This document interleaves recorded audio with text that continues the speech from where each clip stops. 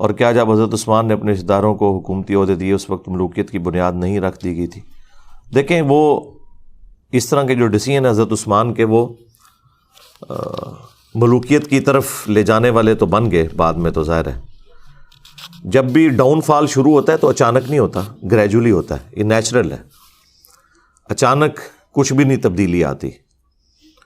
اس کو سپورٹی وہ حدیث ہے نا ابو داؤد اور ترمذی کے اندر کہ نبی صلی اللہ علیہ وآلہ وسلم نے خواب دیکھا تھا، اور اس خواب کے بعد آپ بہت پریشان ہو گئے تھے۔ خواب آپ نے یہ دیکھا کہ آسمان سے ایک ترازو اتری ہے، یہ میں نے اپنے کربلا والے ریسرچ پیپر میں بھی خواب ڈالا ہوا ہے، اور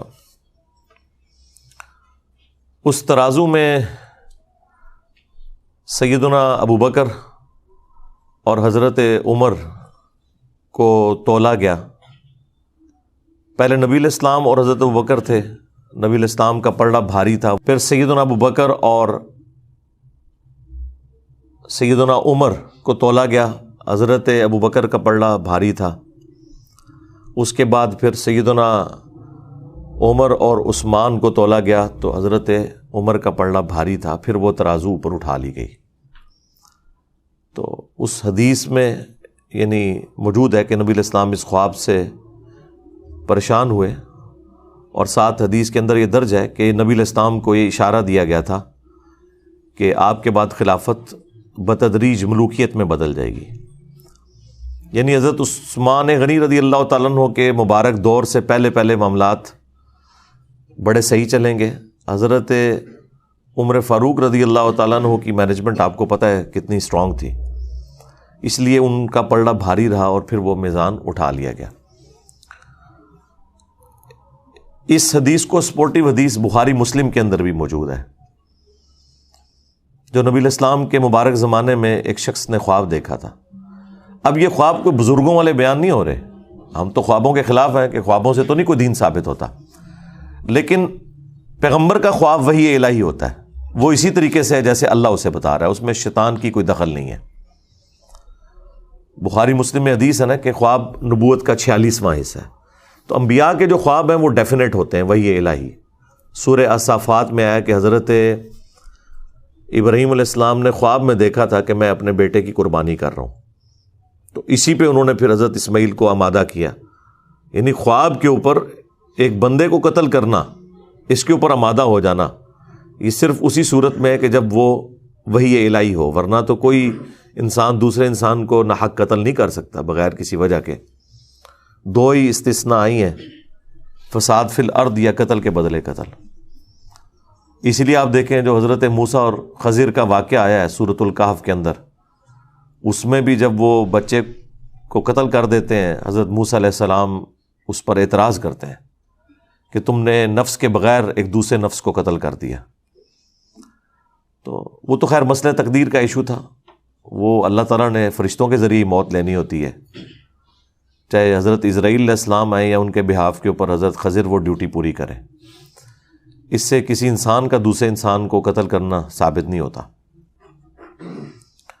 تو انبیاء کرام کے جو خواب ہیں وہ وحی الہی ہوتے ہیں۔ انبیاء کے بعد بخاری مسلم میں آیا کہ میری وفات کے بعد اب نبوت کی خبروں میں صرف مبشرات باقی ہیں۔ پوچھا گیا مبشرات کیا ہیں، تو آپ علیہ السلام نے فرمایا کہ خواب۔ پھر بخاری مسلم میں ہی آیا ہے کہ خواب کی 3 اقسام ہیں،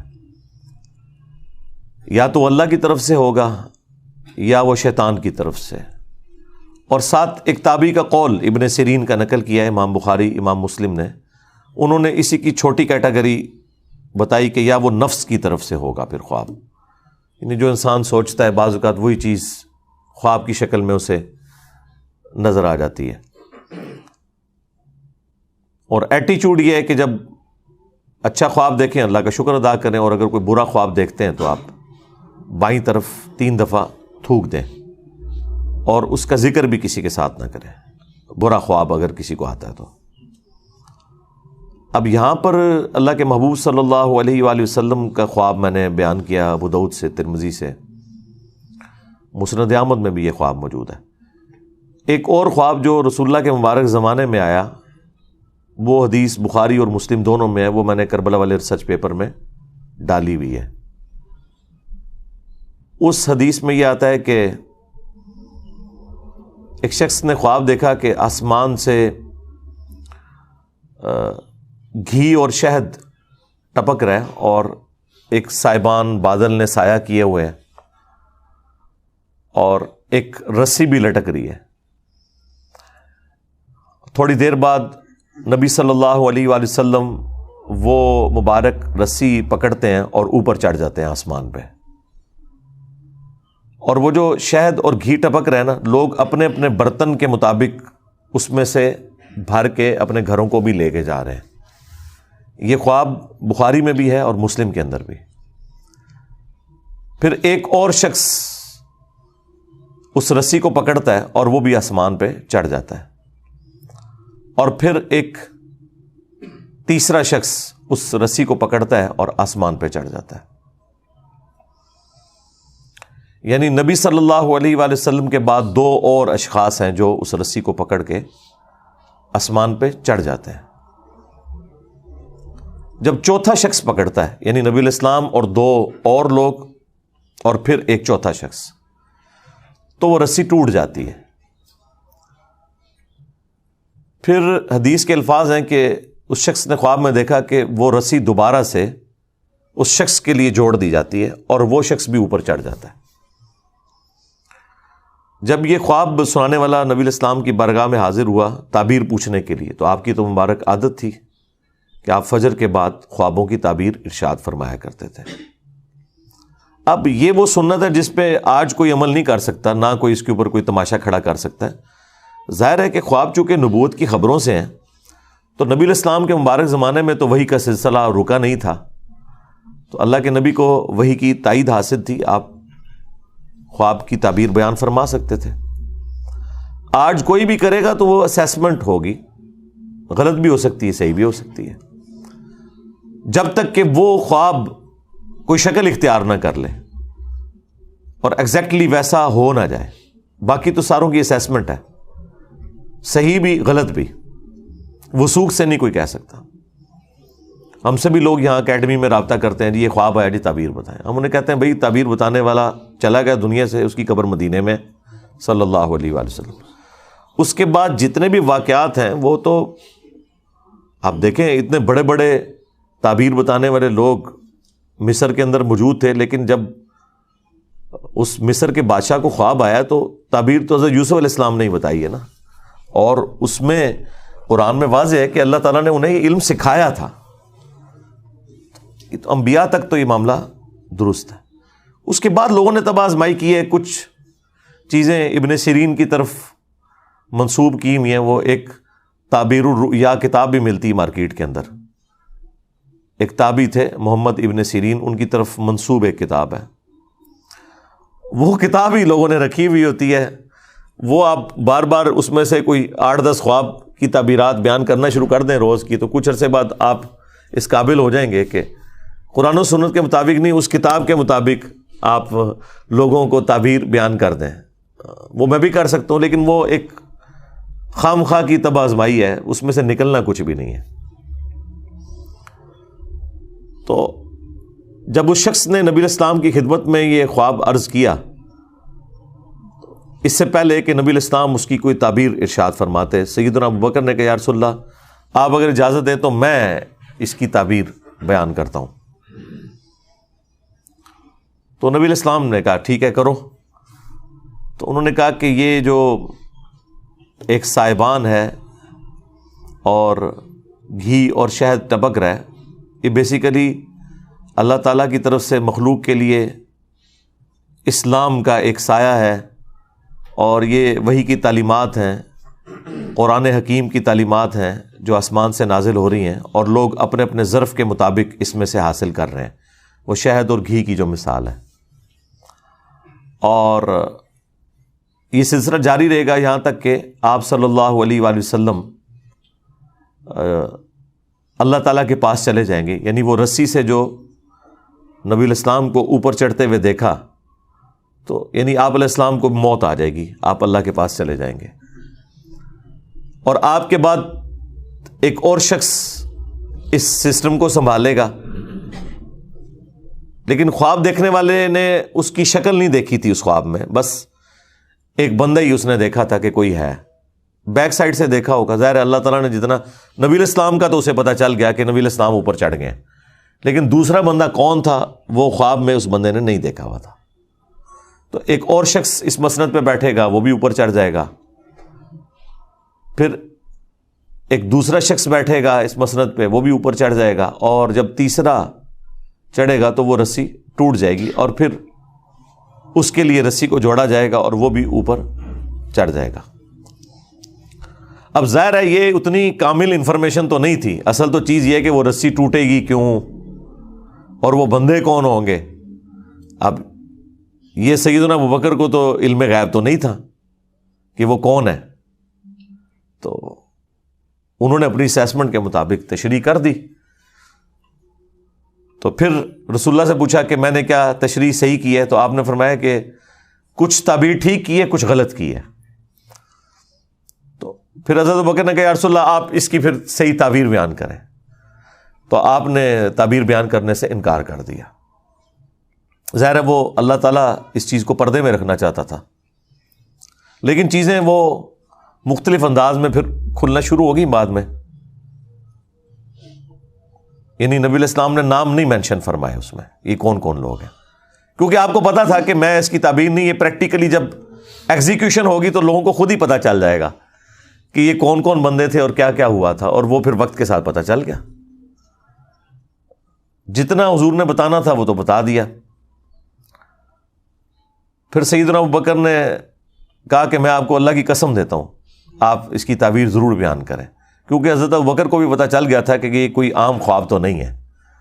نبی علیہ السلام کے بعد مختلف لوگوں کا اس مسند پہ بیٹھنا، اور 3 بندے ہوں گے، 2 تو صحیح اسی طریقے پہ چل جائیں گے، لیکن تیسرے کی دفعہ رسی ٹوٹ جائے گی، تو یہ کوئی وہ تیسرا جو بندہ ہے نا، وہ اس بندے کے بارے میں پتہ ہونا زیادہ ضروری تھا، جس کو پکڑتے ہی وہ رسی ٹوٹ جائے گی۔ وہ رسی کیوں ٹوٹے گی؟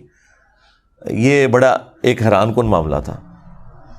پہلے 2 کا نہ بھی پتہ چلتا، تیسرے بندے کا تو پتہ چلنا چاہیے تھا کہ وہ کون ہے کہ جس کے وہ رسی پکڑتے وہ رسی ٹوٹ گئی ہے، جو کہ پہلے 3 بندوں کی دفعہ نہیں ٹوٹی، نبی علیہ السلام اور 2 اور لوگ۔ اوورال یہ چوتھا تھا، لیکن رسول اللہ کے بعد جو 3 ہیں ان میں سے یہ تیسرا تھا۔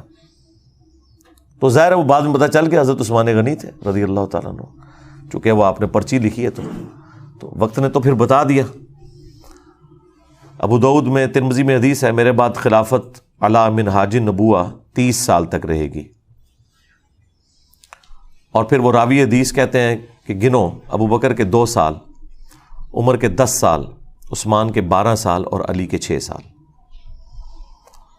تو وہ تابعی پوچھتا ہے کہ یہ بنو امیہ کے لوگ تو حضرت علی کو خلیفہ ہی نہیں مانتے، بنو زرقاء، نیلی آنکھوں والے۔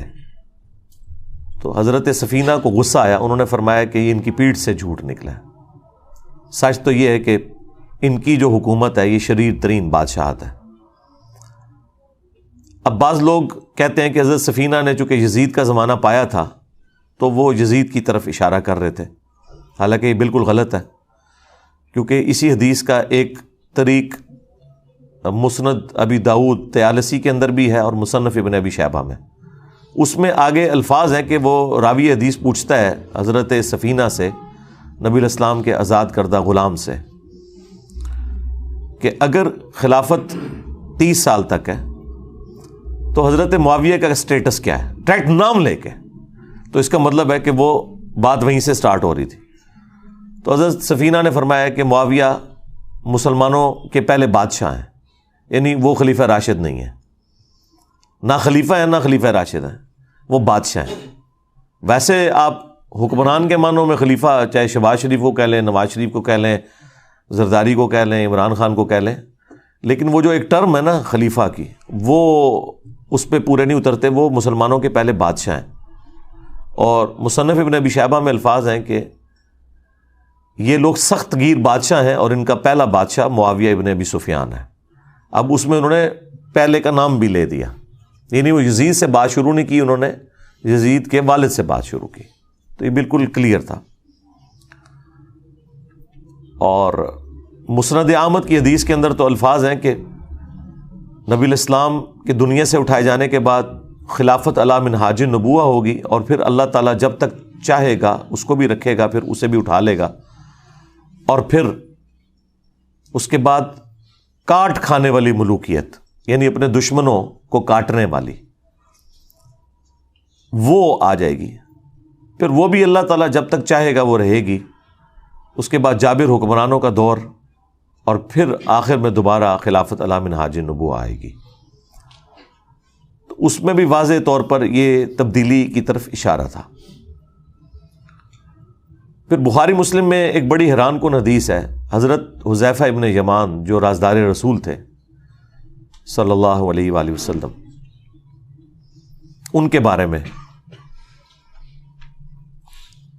وہ اپنے شاگردوں میں بیٹھے ہوئے تھے، تو حضرت عمر فاروق رضی اللہ تعالیٰ عنہ اس وقت امیر المومنین تھے اپنے دور خلافت کے اندر، تو وہ وہاں ان کے پاس آئے، تو انہوں نے لوگوں کی موجودگی میں حضرت حذیفہ سے کہا کہ حذیفہ ذرا مجھے وہ حدیث سناؤ جو تم نے رسول اللہ سے فتنوں کے متعلق سنی ہے کہ حضور کی وفات کے بعد فتنے آئیں گے۔ تو انہوں نے کہا کہ وہ تو بہت ساری احادیث ہیں۔ تو حضرت عمر نے کہا نہیں، میں اس بڑے فتنے کی بات کر رہا ہوں جو سمندر کی موجوں کی طرح آئے گا، آج کے دور میں آپ سمجھ لیں سونامی کی طرح ایک بڑا فتنہ مسلمانوں کے اوپر نبی الاسلام کے بعد۔ تو حضرت حذیفہ نے کہا اے امیر المومنین، آپ کو اس فتنے سے کوئی ڈر نہیں ہے، اس لیے آپ تو بے فکر رہیں، آپ کا اس فتنے سے کوئی لینا دینا نہیں، آپ اس فتنے میں مبتلا نہیں ہوں گے۔ تو البتہ فتنوں اور امت کے درمیان ایک دروازہ ہے، جب تک وہ دروازہ نہیں کھلے گا نا، وہ فتنے اس امت پہ آئیں گے ہی نہیں۔ تو سیدنا عمر نے کہا کہ مجھے بتاؤ وہ دروازہ کھولا جائے گا یا توڑا جائے گا؟ تو حضرت حذیفہ ابن یمان نے کہا کہ وہ دروازہ کھولا نہیں جائے گا، اسے توڑا جائے گا، یعنی زبردستی وہ دروازہ ہٹایا جائے گا، جس کی وجہ سے امت کے اوپر فتنے اور آزمائشیں شروع ہو جائیں گی۔ تو بس یہ گفتگو کر کے حضرت عمر وہاں سے چلے گئے۔ اب شاگردوں کو پھر کھلبلی مچ گئی کہ کوڈ ورڈز میں باتیں کر رہے ہیں کہ سمندر کی موجوں کے مانے دیکھ فتنہ آئے گا، ٹھیک ہے جی، اور وہ ایک دروازہ ہے جسے توڑا جائے گا، کھولا نہیں جائے گا۔ تو آبویس ہے کہ جو پاس لوگ بیٹھے تھے انہوں نے کہا حضرت یہ آپ لوگ آپس میں جو معرفت کی باتیں کر رہے ہیں، یہ ہمیں بھی ذرا بتائیں کہ یہ کیا باتیں آپ آپس میں کر رہے ہیں۔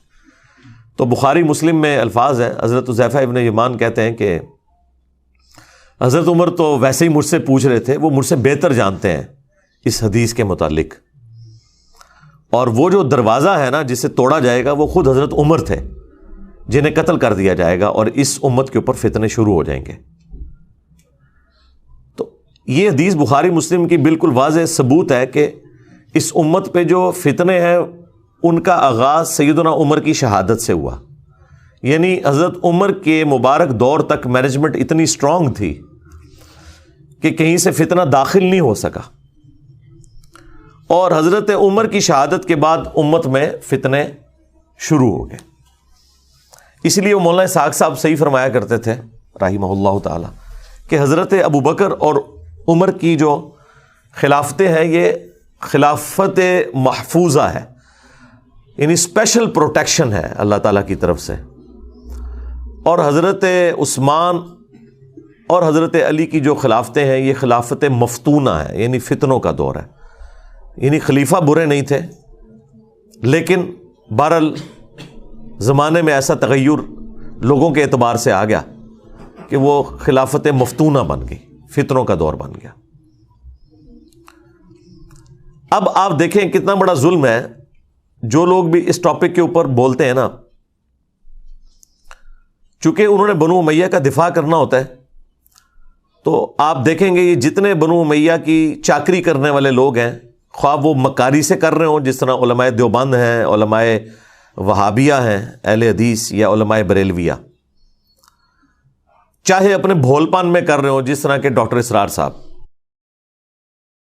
یہ دونوں بنو امیہ پہ پردہ ڈالنے کے لیے ہمیشہ کہتے ہیں کہ مسلمانوں پہ فتنوں کا آغاز حضرت عثمان کی شہادت تھی، تاکہ وہ کربلا کا رخ کسی اور طرف موڑ دیں۔ کربلا کے پیرلل میں انہوں نے حضرت عثمان غنی کو کھڑا کیا ہوا ہے۔ سیدنا عثمان کی شہادت یقیناً مظلومانہ ہے۔ ہم اگر حضرت عثمان غنی رضی اللہ تعالیٰ عنہ کو مظلوم تصور نہ کریں، خلیفہ راشد تصور نہ کریں، تو ہمارا حضرت علی کے حق میں مقدمہ ویسے ہی ختم ہو جائے گا، کیونکہ حضرت علی کو ہم چوتھا خلیفہ راشد جبھی مانتے ہیں جب ہم تیسرا خلیفہ راشد سیدنا عثمان کو مانیں گے۔ لہٰذا ہمیں تو کوئی کلیریفیکیشن دینے کی ضرورت ہی نہیں ہے، ہم تو چاروں خلفاء کو مانتے ہیں، اور ہم رسول اللہ کی اس حدیث کو بالکل اس پہ غیبی ایمان رکھتے ہیں جو آپ نے فرمایا تھا ابو داؤد اور ترمذی میں کہ میرے بعد جو کوئی بھی زندہ رہا وہ بہت اختلاف دیکھے گا، اس اختلاف کے دور کے اندر علیکم بسنتی و سنت الخلفاء الراشدین المہدیین، تم میری سنت اور میرے خلفاء راشدین کی سنت کو مضبوطی سے پکڑ لینا اپنی داڑھوں سے، اور دین میں نئی نئی بدعتوں سے بچنا۔ یہ بدعتیں گمراہیاں ہیں اور یہ گمراہیاں جہنم میں لے جانے والی ہیں۔ اب نبی الاسلام نے خلفاء راشدین کے جو مخالفین ہیں یا ان کے دور کے اندر جو ان کی مخالفت پہ کھڑے ہونے والے لوگ ہیں، بشرطے کہ وہ خلفاء ان کے اس اختلاف کو صحیح نہ مان لیں۔ اگر وہ خود مان لیں کہ یار یہ ہماری جو مخالفت کر رہا ہے یہ بندہ ٹھیک بات کر رہا ہے، وہ تو الگ بات، لیکن جہاں پہ خلفاء کی جنگیں آ جائیں یا مخالفت اس لیول پہ آ جائے وہ پھر معاملہ الگ ہے۔ تو نبی علیہ السلام فرمایا کہ تم نے میری اور میرے خلفاء راشدین کی سنت کو لازم پکڑنا ہے۔ اس لیے دیکھیں کہ ہم حضرت ابوبکر صدیق رضی اللہ تعالیٰ عنہ کے مقابلے پر منکرین زکوٰۃ کو، مرتدین کو نہیں درست سمجھتے، سیدنا عمر کے مقابلے پر رومنز اور پرشینز کو نہیں درست سمجھتے، سیدنا عثمان کے مقابلے پر بلوائیوں کو، جن میں سے اکثر صحابہ ہی تھے، ان کی اس ایکٹیویٹی کو جو انہوں نے حضرت عثمان کو شہید کر دیا۔ اب بیچ میں ظاہر ہے کہ وہ اسپیسیفکلی بندہ کون ہے وہ تو بے نظیر کے قاتلوں کا بھی نہیں پتہ چلا، جبکہ اتنے کیمرے موجود ہیں۔ تو اس وقت تو کوئی کیمرے بھی نہیں تھے، نہ علم غیب اس زمانے میں ہوتا تھا، یہ تو بعد میں دریافت ہوا ہے نا۔ تو لیکن ان کی وہ ایکٹیویٹی کہ حضرت عثمان کی شہادت تک پہنچی، اس میں ہم حضرت عثمان کے مخالفین کو اس ایکٹیویٹی میں غلطی پر مانتے ہیں، اور ان کی طرح مکاری نہیں کرتے کہ اجتہادی غلطی کہتے ہیں، صراحتاً غلطی ہے، فساد ہے، فتنہ ہے۔ لیکن حضرت عثمان اتنے اپ رائٹ تھے کہ بخاری میں 695 نمبر حدیث ہے، جب ساتھیوں نے پوچھا کہ نماز ہمیں فتنوں کا امام پڑھا رہا ہے اور ہمارے امام آپ ہیں، آپ محصور ہو چکے ہیں اپنے گھر میں، اب ہم نماز اس مسجد میں جا کے پڑھیں یا گھر میں ہی پڑھ لیں؟ تو سیدنا عثمان نے کہا کہ نماز ہی تو مسلمانوں میں ایک اجتماعی نیکی کا کام ہے، نیکی کے کاموں میں ساتھ دو، برائی میں ان سے الگ رہو۔ اگر وہ یہودی ہوتے تو حضرت عثمان کیسے کہہ سکتے تھے کہ ان یہودیوں کے پیچھے جا کے نماز پڑھو؟ آج کوئی مسلمان فتویٰ دے گا کہ یہودیوں کے پیچھے نماز ہو جاتی ہے؟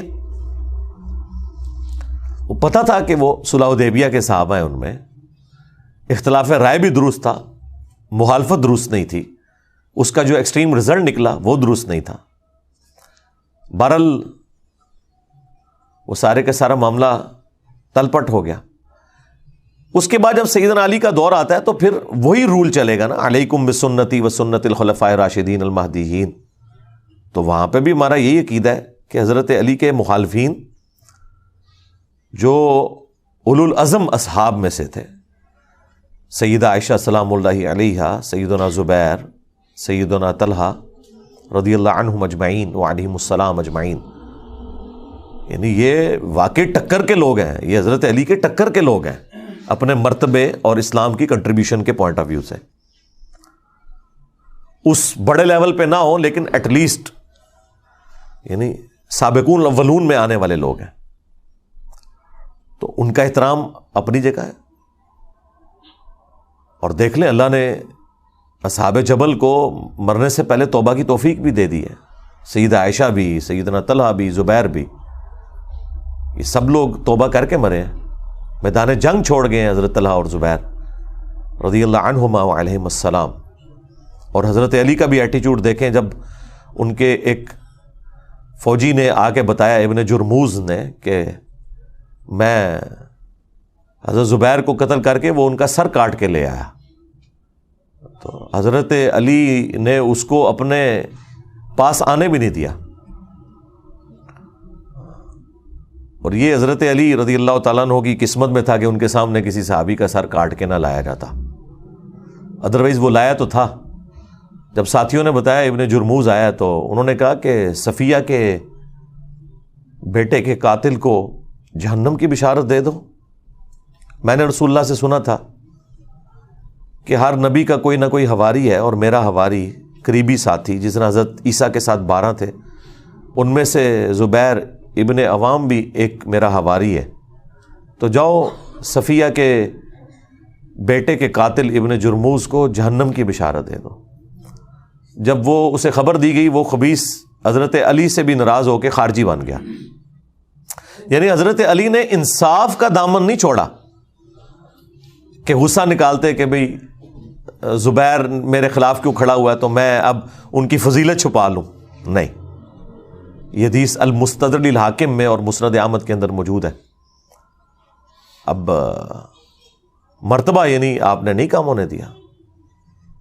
پھر مصنف ابن ابی شیبہ میں ہے، حاکم کے اندر موجود ہے، فضائل صحابہ احمد بن حنبل کی کتاب میں حضرت طلحہ کا بیٹا ملنے آیا حضرت علی کو، تو حضرت علی نے ان کی دلجوئی کے لیے فرمایا کہ میں اللہ سے امید کرتا ہوں کہ یہ سورۃ الحجر کی جو آیت نمبر 47 ہے کہ اللہ تعالیٰ اہل ایمان کے دلوں سے ایک دوسرے کے خلاف غل اگر کوئی آ گیا، کوئی میل آ گیا، وہ نکال دے گا. ظاہر انسان نہیں کسی کے خلاف میل نکال سکتا، یہ ذہن میں رکھیے گا. انسان کے اندر کوئی ایسا سافٹ ویئر نہیں کہ جو کوئی کسی چیز کو ڈیلیٹ کر دے یا انڈو کر دے، اللہ نکالے گا. اور وہ سورۃ الحجر کے الفاظ ہیں کہ وہ جنت میں آمنے سامنے بیٹھے ہوں گے تختوں پہ. آمنے سامنے انسان اس وقت بیٹھ سکتا ہے جب ایک دوسرے سے نظریں نہ چرائے، یعنی اس لیول تک اللہ تعالیٰ ان کے دلوں کو پاک کر دے گا. تو حضرت طلحہ کے بیٹے سے محمد ابن طلحہ سے سیدنا علی نے فرمایا کہ میں اللہ سے امید کرتا ہوں کہ یہ حدیث میرے طلحہ، زبیر اور عثمان بن عفان کے بارے میں ہوگی کہ اللہ تعالیٰ ہمارے دلوں میں جو ایک دوسرے کے لیے میل آ گیا وہ نکال دے گا. حضرت عثمان کا بھی ذکر اس میں کیا ہے، یعنی وہ بات پیچھے سے سٹارٹ ہوئی تھی. حضرت علی کو تو پتا تھا نا کہ معاملہ کہاں سے گریجولی سٹارٹ ہوا ہے، لیکن بہرحال حضرت علی ٹالریٹ بھی کرتے تھے، سمجھاتے بھی تھے. بخاری میں حدیث ہے، محمد ابن حنفیہ کہتے ہیں کہ ان کے سامنے کسی نے حضرت علی کے بارے میں کوئی نازیبا الفاظ بولے کہ بھئی، اب وہ الفاظ امام بخاری نے نقل نہیں کیے. امام بخاری کی ایک شرافت ہے، وہ چند ایک الفاظ سکپ کر دیتے ہیں، لیکن ظاہر ہے ذہین لوگ تو پہچان لیتے ہیں کہ کوئی بات ایسی ضرور ہوئی ہے کیونکہ اگلے الفاظ اس کو سپورٹ کر دیتے ہیں. ہاں، ابن حنفیہ، محمد ابن حنفیہ جو حضرت علی کے بیٹے تھے، حنفیہ نامی عورت سے، ان کے الفاظ امام بخاری نے نقل کیے اور حدیث سٹارٹ وہاں سے کیے ہیں کہ محمد بن حنفیہ کہتے ہیں کہ میرے باپ نے اگر کبھی مخالفت کرنی ہوتی نا عثمان کی تو اس دن کرتا. تو اس سے پہلے بھی تو کوئی واقعہ ہوا ہوگا نا جس کو وہ کہہ رہے تھے، وہ پھکی دے رہے تھے نا کسی کو، تو ظاہر ہے وہ اسی بات میں پھکی دے رہے ہوں گے کہ بھئی تیرا ابا جڑا نا وہ حضرت عثمان میں مخالفین ہی شامل سی. اس کے علاوہ تو اور کوئی جملہ نہیں ہو سکتا. جبھی وہ اپنے باپ کی صفائی پیش کر رہے ہیں کہ اگر میرا باپ عثمان کے مخالف ہوتا تو سب سے زیادہ حق تھا اس دن مخالف ہوتا. اب یہ الفاظ بخاری میں، اور پھر وہ آگے محمد حنفیہ وہ بتاتے ہیں کہ جب حضرت عثمان کے گورنروں کی شکایت حضرت علی کو کی گئی کہ یہ مال غنیمت میں بیت المال میں خرد برد کرتے ہیں، تو حضرت علی رضی اللہ تعالیٰ عنہ نے رسول اللہ کی لکھی ہوئی ایک تحریر مجھے دی اور کہا کہ بیٹا یہ جا کے عثمان کو دو اور کہو کہ اپنے گورنروں کو یہ رسول اللہ کی لکھی ہوئی تحریر بھیجیں کہ وہ بیت المال میں جو تقسیم ہے وہ اس کے مطابق کریں. یہ حدیث بخاری میں ہے، یہ کوئی کہانی شریف نہیں ہے. ناسبیوں کی لکھی ہوئی، یہ بخاری شریف ہے، کم از کم 2 طرق تو آئے ہیں اس کے بخاری میں.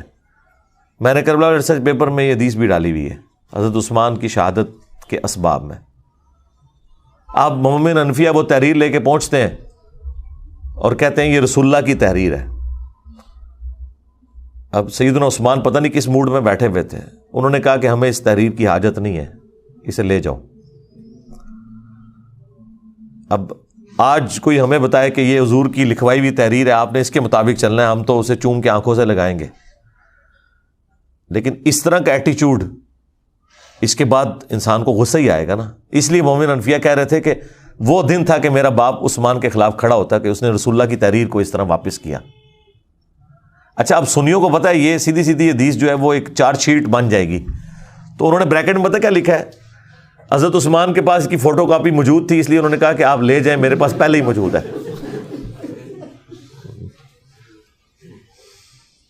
تو اندازہ کرو ایک کولوں وچ پایا ہوا ہے. تو اب اگر کسی کو بخاری شریف پڑھ کے بخار چڑھے تو وہ پھر اپنا بخار اسی طرح ہی نکالے گا نا. خیر وہ لیکن حدیث کے الفاظ اس کی حفاظت کر رہے ہیں نا، کہ مومن حنفیہ کہہ رہے ہیں کہ وہ دن تھا کہ میرے باپ کو چاہیے تھا عثمان کے خلاف کھڑا ہوتا کہ اس نے رسول اللہ کی تحریر واپس کی. تو یہ اسلوب بتا رہا ہے کہ فوٹو کاپی نہیں تھی، وہ ویسے ہی واپس کی تھی، ورنہ فوٹو کاپی ہو تو کس نے غصہ کھانا ہے. پتہ نہیں سعودی والے نے کوئی فوٹو کاپی مشین لوا کے دیتی اسی مسجد نبوی سے اردو. تو حضرت علی کو وہ کہتے ہیں جب میں نے آ کے بتایا کہ ابا جی یہ حضرت عثمان نے واپس کر دی ہے، تو حضرت علی نے کوئی غصہ نہیں کھایا. انہوں نے کہا یہ تحریر جو ہے نا وہ اسی جگہ رکھ دو، اسی تاکچے میں جہاں سے تم نے اٹھائی ہے، یہاں پہ حدیث مکمل ہو جاتی بخاری کی. تو یعنی وہ اس وقت ڈاؤن فال شروع ہو گیا تھا اس حوالے سے گریجولی. نہج البلاغہ میں بھی حضرت علی کی وہ نصیحتیں موجود ہیں جو حضرت عثمان کو کی ہیں انہوں نے. وہ کمال کی نصیحتیں ہیں، وہ پڑھنے والی ہیں. اس میں حضرت علی نے جو جملے بولے کہ عثمان تیرا سٹیٹس پہلے 2 خلفاء والا نہیں ہے، کیونکہ تجھے رسول اللہ کے ساتھ دامادگی کا شرف بھی حاصل ہے. سیدنا عثمان کا داماد رسول ہونا نہج البلاغہ میں شیعہ کی کتاب میں ثابت ہے، اسی نصیحت کے اندر جو ان کا خطبہ کہہ لیں یا مکتوب کہہ لیں. تو حضرت علی حضرت عثمان کو سمجھاتے ہوئے یہ کہہ رہے ہیں کہ پہلے 2 خلفاء سے زیادہ تمہاری ذمہ داری ہے، کیونکہ تم رسول اللہ کے داماد بھی ہو. داماد تو بیٹوں کی جگہ ہوتا ہے. تو یہ جو تمہاری شکایتیں تمہارے گورنروں کی آتی ہیں تمہارے پاس، ان کے طرف توجہ دے کے ان ایشوز کو ریزالو کرو. وہ کرتے بھی تھے. بخاری مسلم دونوں میں آیا کہ وہ ایک بھائی تھا ان کا عقبہ ابن ابی معیط کا بیٹا ولید بن عقبہ، اس نے شراب پی کے فجر کی 4 فرض پڑھا دیے. بخاری میں بھی ہے، مسلم میں بھی ہے. حضرت عثمان والے چیپٹر میں ہے بخاری کے اندر، اور مسلم میں شراب کی حرمت والے چیپٹر میں، اور مسلم میں پورا وہ واقعہ تفصیل کے ساتھ ہے. جب وہ سلام پھیر کے فارغ ہوا تو لوگوں نے کہا کہ یہ تو نماز تو نے ٹھیک نہیں پڑھائی ہے. تو اس نے کہا اگر کم پڑھا دی ہے تو میں اور پڑھا دینا، حالانکہ پہلے ہی انہیں 2 فالتو پڑھائی ہیں سب. پھر لوگوں کو شک پڑا تو جناب وہ تو دور تھا بڑا مبارک، ادھر کوئی سوچ سکتا ہے؟ نمازی جناب جو تھے وہ آگے آ کے اس کے پاس بیٹھ کے اس کا منہ سونگھنا شروع کر دیا. ادھر کوئی گورنر کے قریب بھی کو لگ سکتا ہے؟ لیکن ظاہر ہے کہ اس وقت گورنر کو ایک سمجھا جاتا تھا کہ وہ سرونٹ ہے عوام کا. یہ تو آج حکمرانی کا کانسیپٹ ہے نا. ادھر تو خلیفۃ المسلمین بھی اکاؤنٹیبل ہوتا تھا عوام کو، تو گورنر تو شاہی کوئی نہیں. تو جب وہ سونگا تو شراب کی بدبو آ رہی تھی، لوگوں کو پتہ چل گیا جناب کہ یہ تو شراب پی ہے. انہوں نے جناب اسے پکڑ کے گورنر کو اتار کے ابو موسیٰ اشعری کو گورنر لگا دیا اور کہا کہ واپس جا مدینہ. حضرت عثمان کو خط بھجوا دیا کہ یہ اپنا تحفہ واپس قبول کریں جو آپ نے ہم پہ مسلط کیا تھا. تو اور یہاں سے مینجمنٹ کمزور ہوگی کہ خلیفہ وقت کے ہوتے ہوئے عوام ڈیسیژن کر رہی ہے کہ وہ خلیفہ سے پوچھے بغیر اس کا گورنر ہٹا رہی ہے، خود ہی عدالت لگا کے، اور اس کی جگہ ایک نیا گورنر لگا رہی ہے. یعنی یہ اسلام کی تاریخ میں یہ سٹارٹ تھا حضرت عثمان کی خلافت کی کمزوری کا، جو ان کے دور خلافت میں آئی کہ لوگوں نے قانون ہاتھ میں لینا شروع کر دیا۔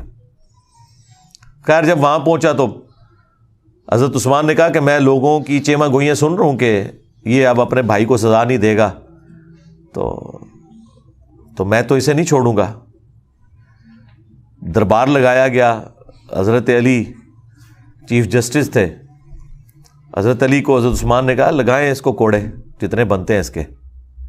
تو حضرت علی نے حسن ابن علی سے کہا کہ بیٹا اٹھو اور 40 کوڑے لگاؤ اسے۔ تو حضرت حسن نے کہا کہ جو ان کی میٹھی کھاتا ہے وہی کڑوی چکھے، یعنی حضرت عثمان کی طرف اشارہ کیا کہ عثمان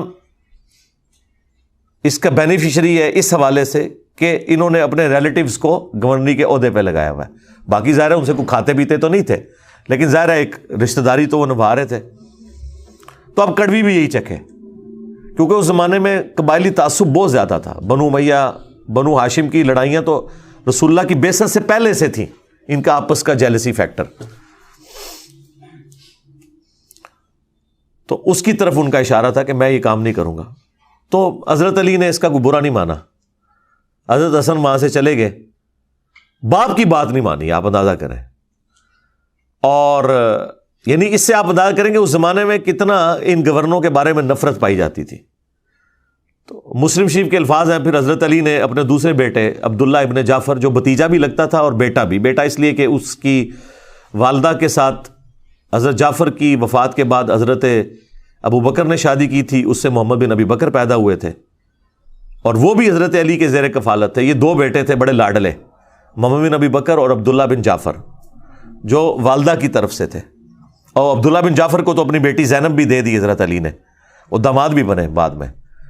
تو کہا عبداللہ اٹھ اور لگا کوڑے۔ جب 40 ہوئے تو انہوں نے کہا بس 40 ٹھیک ہیں، رسول اللہ 40 لگواتے تھے، حضرت ابو بکر بھی 40، حضرت عمر نے 80 کر دیے تھے، کیونکہ اس زمانے میں لوگ زیادہ شراب پینا شروع ہو گئے تھے۔ ظاہر ہے جب آپ کی وظیفے لگ جائیں، دنیا کے مال کی ریل پیل ہو جائے۔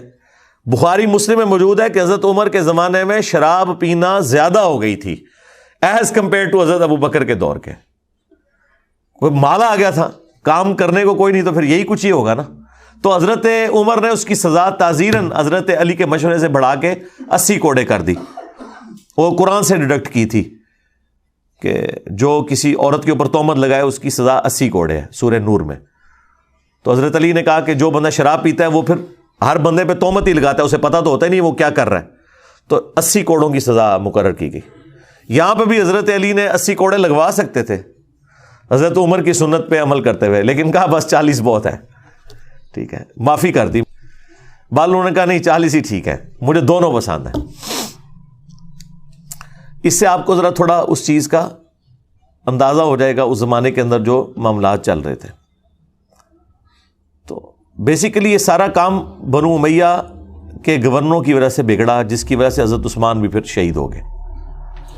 تو اس لیے امت کا پہلا فتنہ جو ہے وہ حضرت عمر کی شہادت ہے، اور امت کا آخری بڑا فتنہ حضرت حسین کی شہادت ہے۔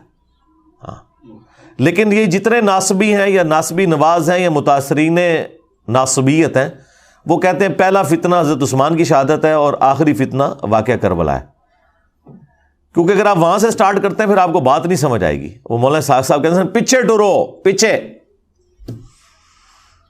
تو پچھو ٹرنا پڑے گا، تو وہ پیچھے آپ جائیں گے تو پھر یہ چیزیں ہیں۔ اس لیے میں نے ایک ویڈیو بھی ریکارڈ ہوئی ہوئی ہے، حضرت عثمان شہید کیوں ہوئے، اس میں اور بھی کافی ساری احادیث ہیں۔ اب میں اس پہ بولوں فی البدی تو آدھا گھنٹہ 1 گھنٹہ اور لگ جائے گا، چونکہ وہ سوال آپ نے پہلا ایسا رکھا ہے، آج چونکہ اسپیشل کوئی کوشچن بھی نہیں تھا تو میں نے کہا اسے اسپیشل بناؤں اور اس پہ میں تھوڑا بولوں کہ تاکہ آپ کو آئیڈیا ہو۔ اور یہ حضرت عثمان کی جو شفقت والا ایلیمنٹ ہے نا، یہ صحابہ کو پہلے سے پتہ تھا کہ ان کے اندر یہ موجود ہے، جو آپ نے لکھ کے بھیجا نا کہ وہ مروان کو واپس بلا لیا، بالکل یہ المعجم الکبیر طبرانی میں موجود ہے۔ مروان کا والد جو تھا حکم، یہ رسول اللہ کی نقلیں اتارا کرتا تھا، ان دونوں باپ بیٹا کو حضور نے مدینہ بدر کر دیا۔ حضرت ابوبکر کے دور میں حضرت عثمان نے بڑی کوشش کی کہ واپس آ جائے. تو حضرت ابوبکر نے کہا جو گرہ رسول اللہ نے لگائی ہے وہ میں نہیں کھول سکتا. تو حضرت عمر نے بھی نہیں واپس آنے دیا. حضرت عثمان جب خلیفہ بنے تو وہ واپس لے آئے. بس وہ اس پہ ہی میں جملہ بولتا ہوں کہ ہتھاں نال لائیاں ہوئی ہیں پھر دنداں نال کھولنیاں پیندیاں نے. جو گرہ آپ ہاتھ سے لگاتے ہیں پھر وہ دانتوں سے کھلتی ہے. وہی مروان حضرت عثمان کی شہادت کا سبب بھی بن گیا, جسے حضرت ابوبکر عمر نے بھی حضور کی وجہ سے انٹر نہیں ہونے دیا تھا مدینے میں. اپنی بیٹی بھی دے دی, اسے داماد بنا لیا. اپنی طرح سے تو نیکی کی کہ شاید یہ انسان کا بچہ بن جائے. اور یہ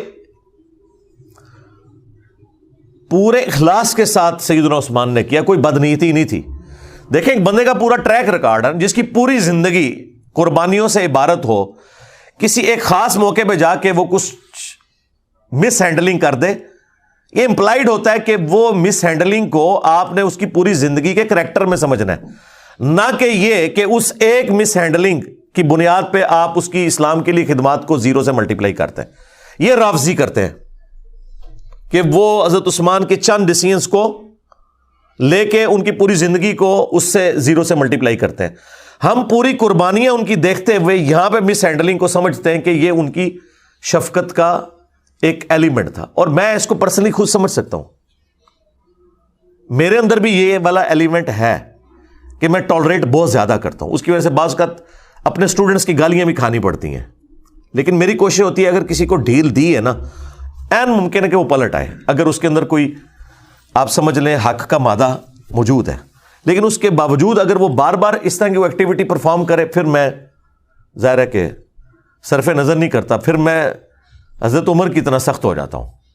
لیکن پہلے حضرت عثمان والی نرمی میرے اندر موجود ہوتی ہے اپنے ہر اس اسٹوڈنٹ کے لیے جس کے لیے میں چاہتا ہوں کہ یار اس کے اندر کوئی اصلاح کا معاملہ ہو سکتا ہے.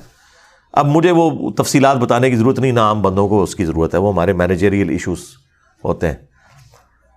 لیکن جب ونس مجھے کلیئر ہو جائے نا, کرسٹل کلیئر, پھر میں حضرت عثمان والا ایٹیچیوڈ نہیں کرتا. شروع میں رکھتا ہوں, بعد میں پھر حضرت عمر والا ایٹیچیوڈ. سیدھی سی بات ہے, پھر والی بات نہیں ہوگی.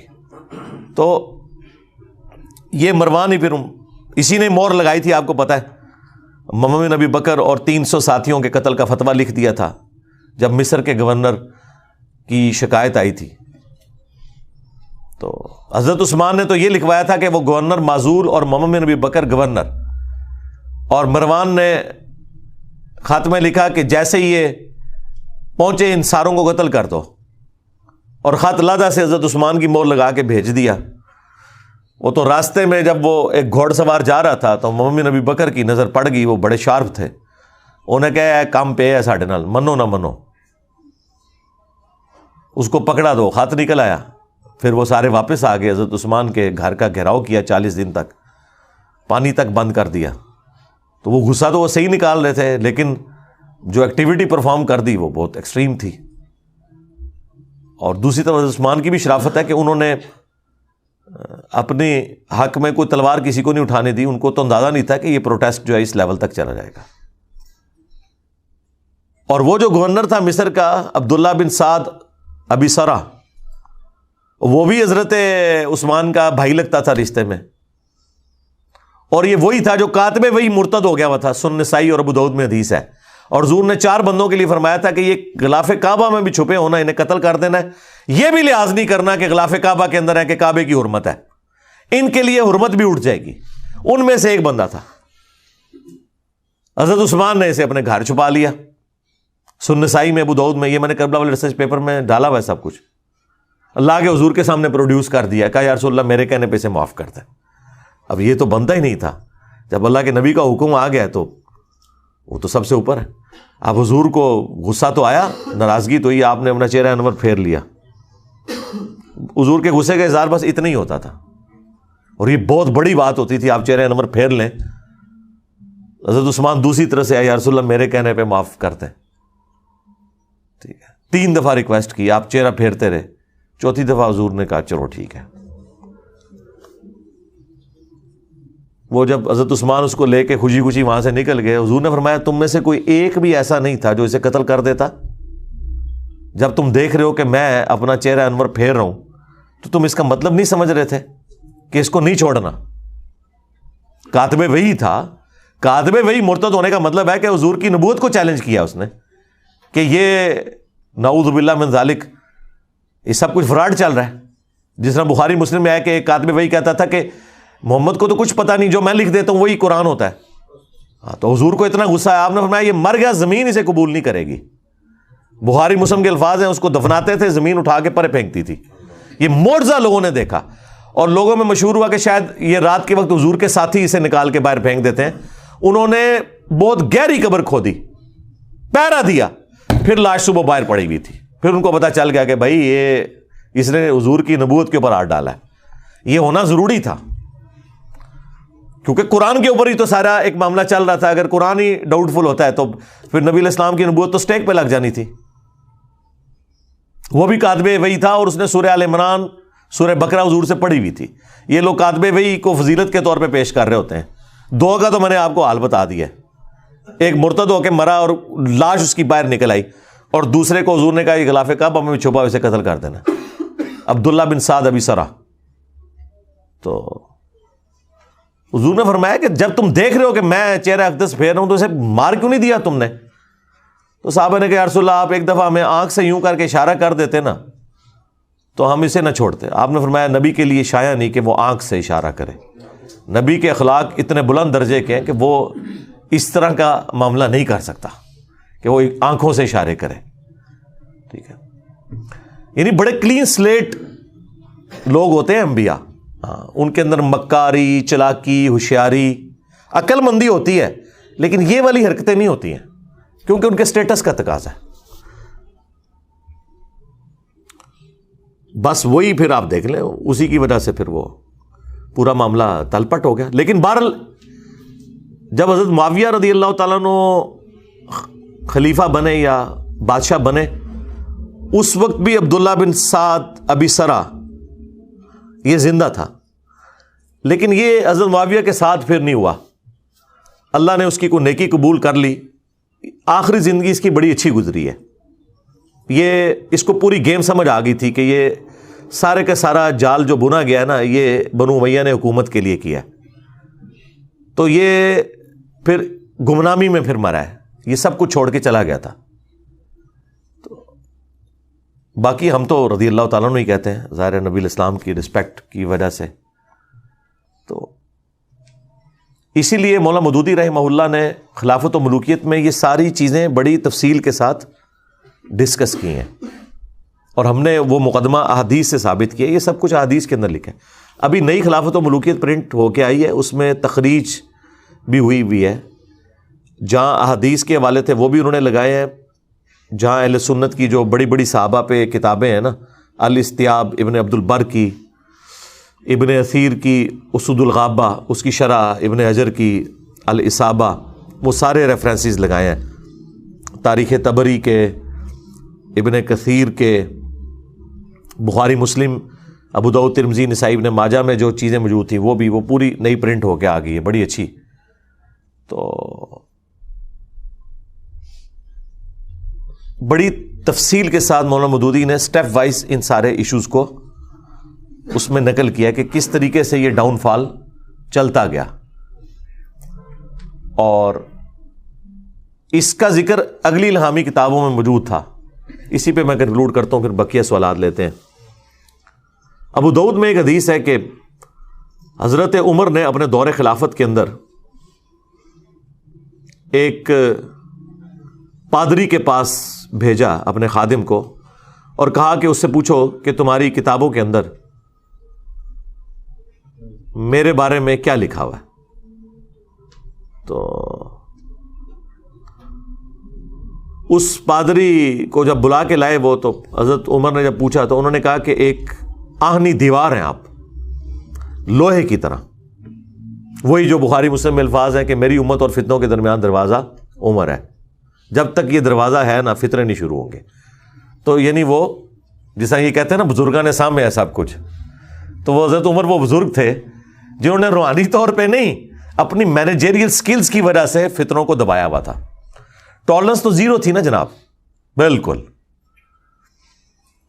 تو آپ نے فرمایا میرے بعد جو خلیفہ بنے گا اس کے بارے میں تمہاری کتابوں میں کیا ہے. تو اس پادری نے کہا کہ بڑا نیک خلیفہ ہوگا سوائے ایک چیز کے، کہ وہ اپنے رشتہ داروں کو نوازے گا، یعنی یہ اس کے اندر ایک کمزوری ہوگی۔ حضرت عمر کی زبان سے فی البدی یہ الفاظ نکل گئے، خدا عثمان پر رحم کرے۔ ہمارے عثمان بھائی بھی جب کوئی اس طرح کی حرکت کرے تو میں کہتا ہوں خدا عثمان پہ رحم کرے، ان کو سمجھ آ جاتی ہے کہ میں کیا کہہ رہا ہوں۔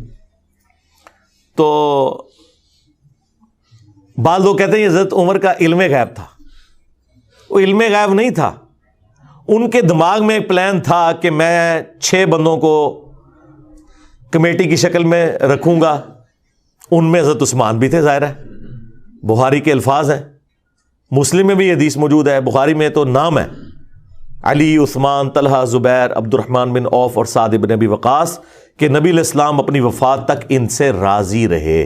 وہ عشرۃ مبشرۃ میں سے یہ 6 بندے بچے ہوئے تھے، ایک 7ویں بھی تھے سعید ابن زید، چونکہ وہ بہنوئی تھے اس لیے حضرت عمر نے ان کا نام ذکر نہیں کیا کہ میرے ساتھ رشتہ داری ہے تو اس کو تو میں نکالوں گا، ورنہ آپ نے کرائٹیریا یہ بنایا کہ ان سے رسول اللہ اپنی وفات تک راضی تھے۔